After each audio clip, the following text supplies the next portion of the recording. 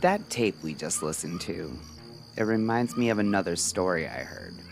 Not firsthand, but from someone who sounded like they were trying to convince themselves it hadn't really happened. They never quite managed. This is what they told me. It started the way these things usually do, with something ordinary, so small it hardly felt worth mentioning.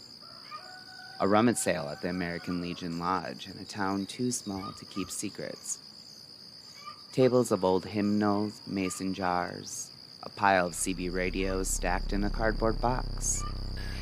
He bought one for $5 just to see if it would pick up the weather reports.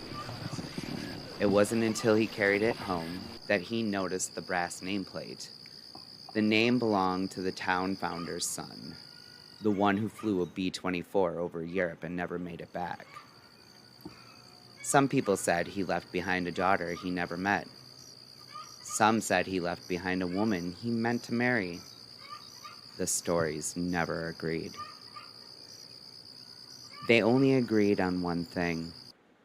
He never came home.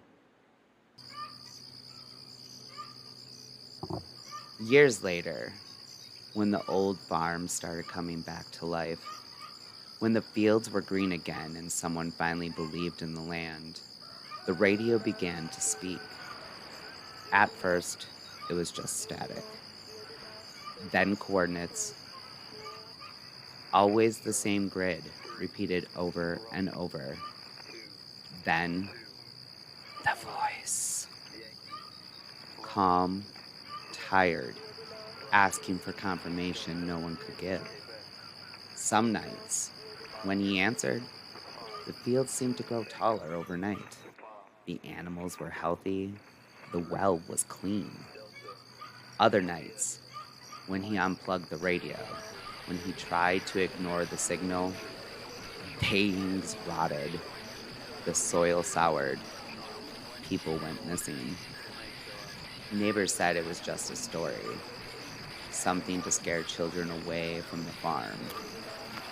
But I heard the recordings, and I've read the logbooks, pages and pages of dates, times, frequencies.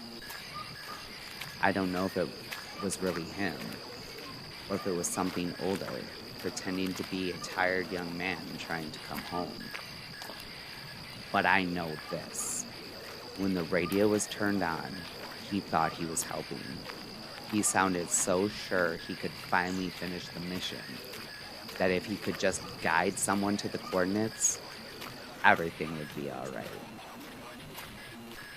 He never seemed to realize the people listening didn't always come back. Some signals only sound like salvation. Some are just invitations you don't survive. If you ever followed a broadcast you couldn't explain, if you've ever heard a voice that wouldn't let you go, you're not alone. Send us your story. Tell us where you were, what you heard, and what you did next. We'll be listening.